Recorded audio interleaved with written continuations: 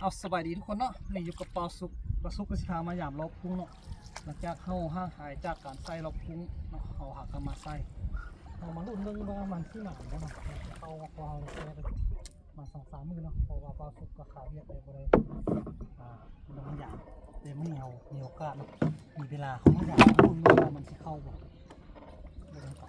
พอเขาใส่รอบนี้เขามาใส่อยู่แคมบานเนาะไก่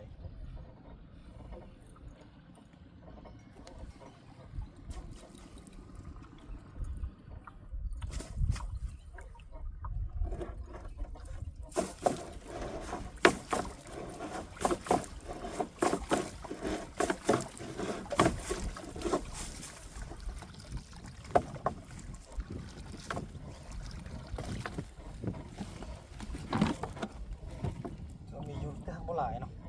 ใส่แคมบานกับสิประมาณนี้เพราะว่าเดี๋ยวนี้เขาก็ใส่หลายแล้วเนาะใส่หลายเขาบ่มีเวลาอะไรไปใส่บอลไกลๆ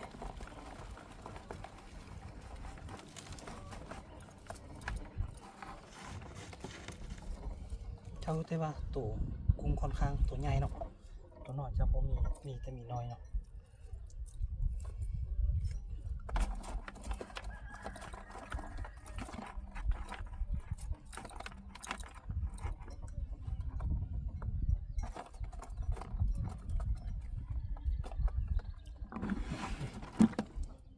ครับโบราณ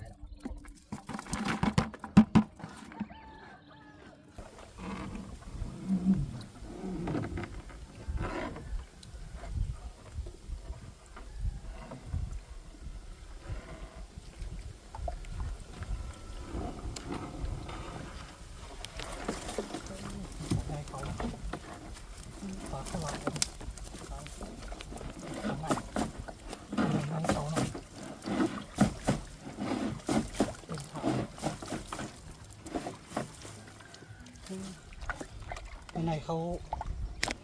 2 ตัวเนาะร่วมกันเนาะกดใส่ดู3 ปูมากโอ้เขาโดนนะเนาะดิเขาได้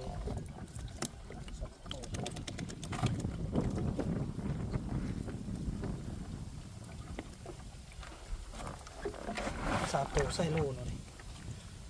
ปาก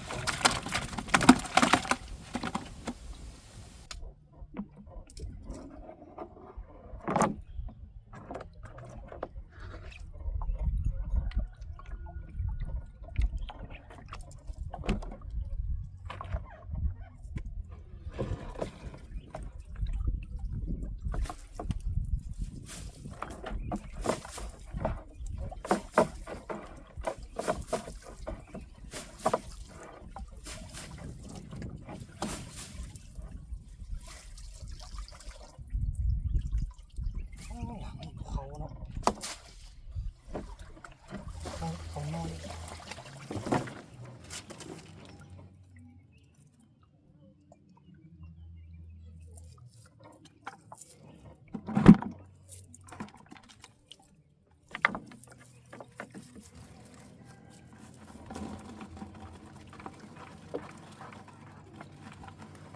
เขาน้อยแค่นี้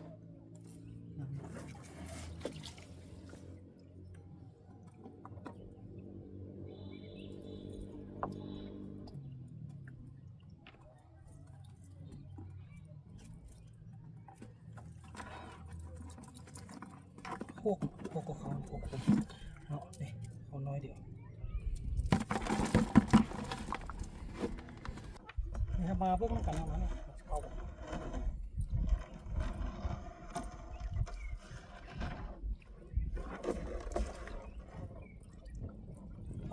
กุ้งเนาะเอาไปเลย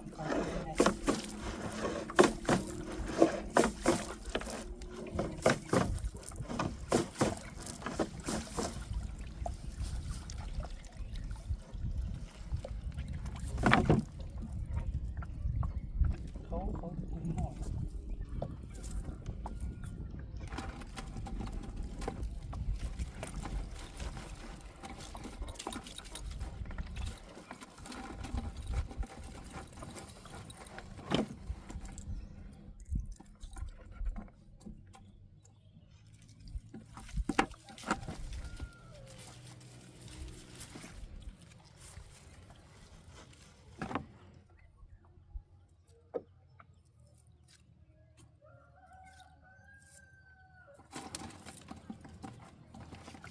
น้อยเดี๋ยวเนาะนี่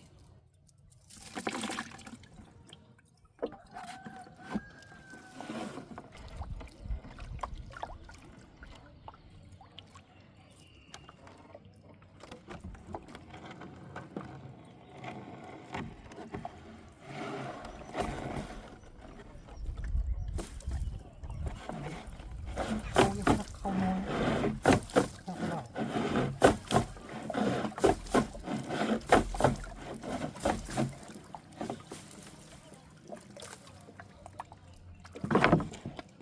ชุดไหนเข้าทางหน้าหลายคนทางหลังเข้าหลายคนเลย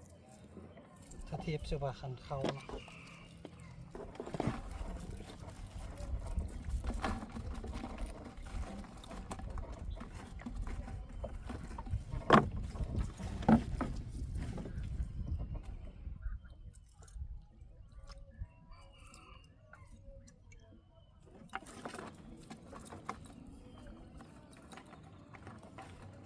ได้อยู่ครับไม่เป็นไรเนาะเรียนน้อยต้องมาหลังนี่เนาะเข้าแบบ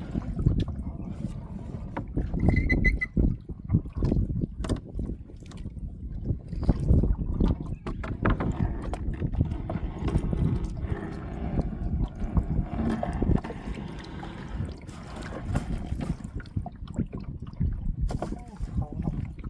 เขาก็เข้าน้อย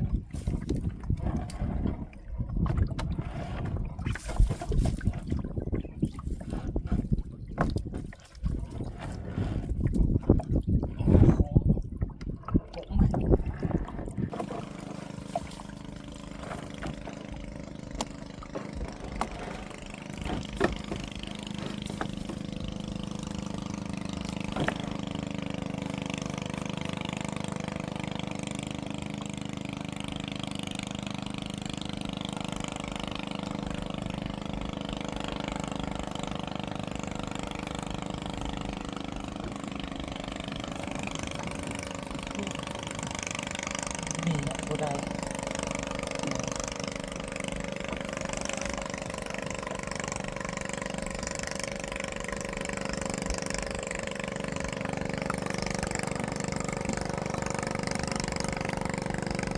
ไม่เรียนเสียตื่นเอาว่างน้ำกันนอนหลังนี่เนาะเข้าแบบนี้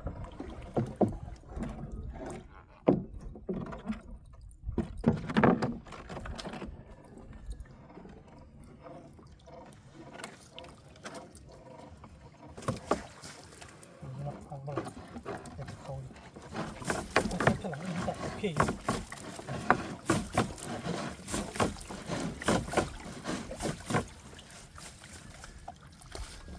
ส่วนหลายเนาะเขาได้ทางน้ำทางหลังน้อย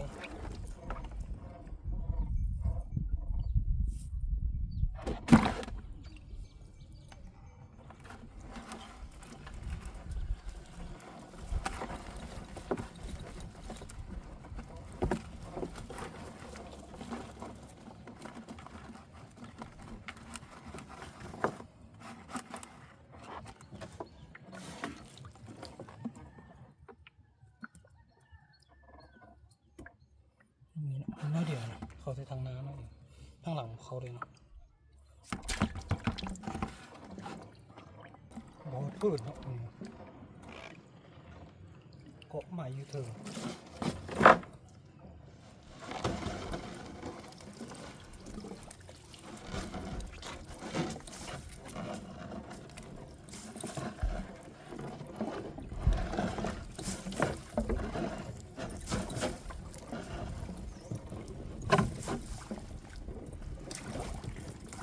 ได้ปลา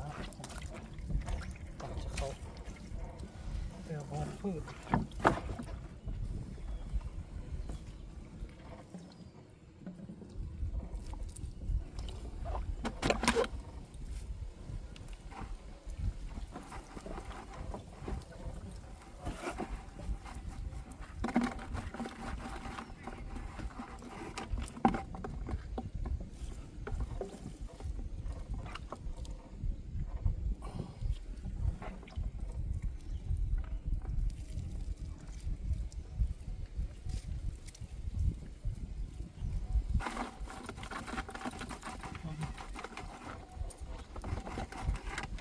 สมัยป่าตายเนาะป่าหน่อยตาย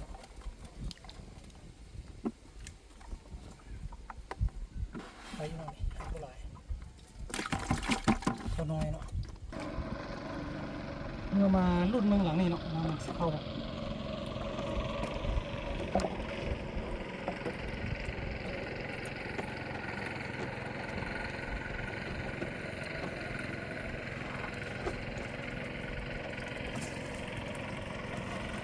เมื่อหลังเนาะตัวน้อยลูกกันเนาะเรียกสนามใหม่ใส่เรียบสนามใหม่เขามีโอ้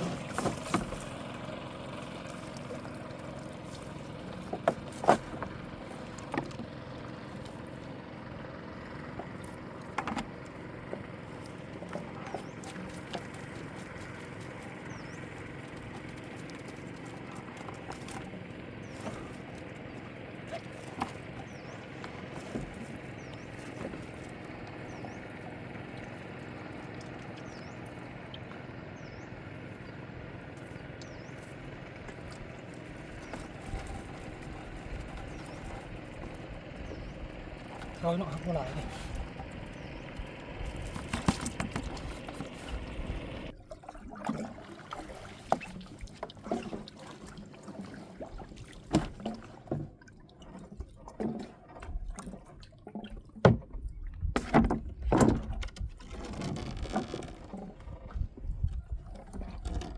เนี่ยมาว่างน้ำกันเนาะหลังนี่เขา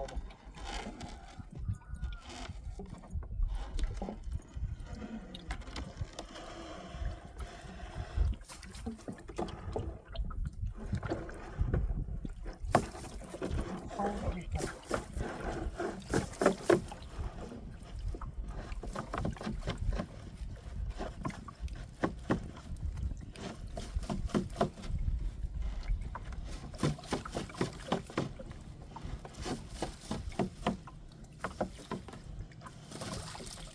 ปลาลาบเนาะ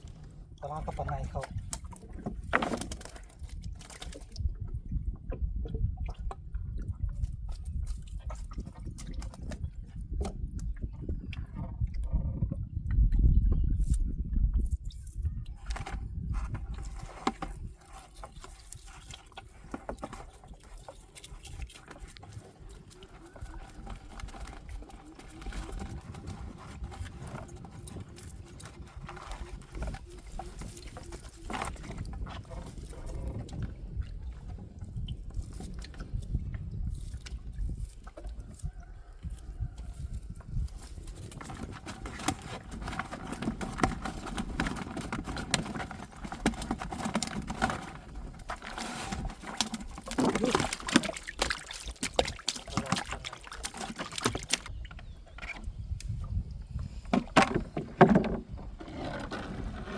เมื่อว่างน้ำกันเนาะ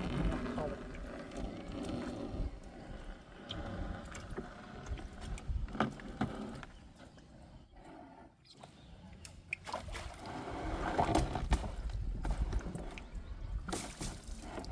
เขา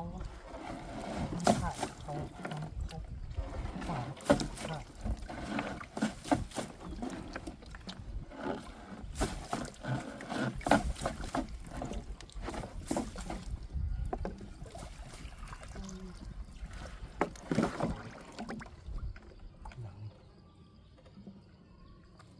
เขาน้อยอ่ะมีการเตือนเนาะ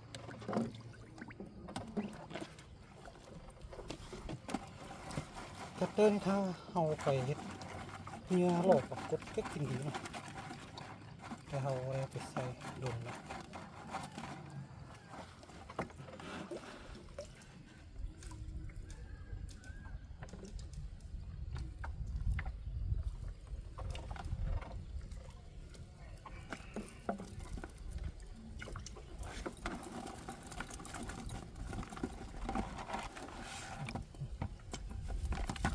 ก็น้อยเดียว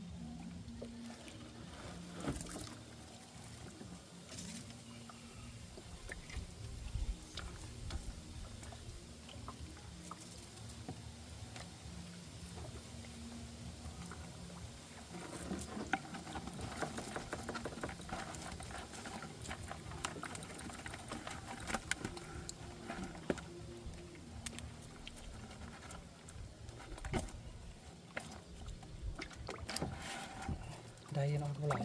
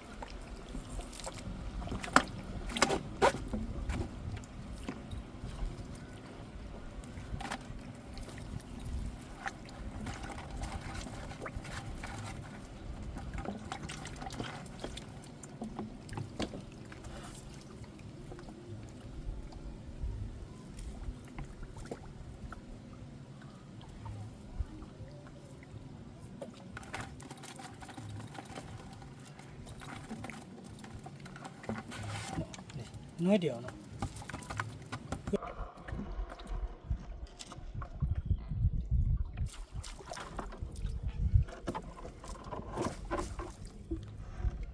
เขาให้เท่าไหร่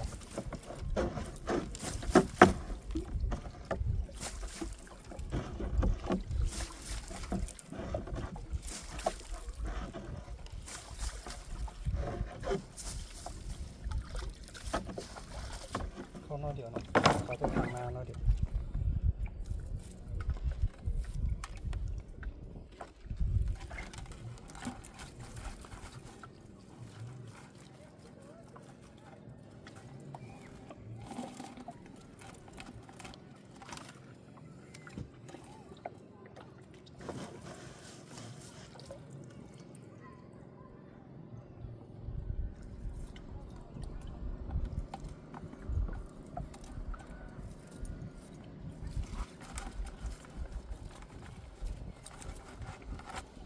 เขาน้อย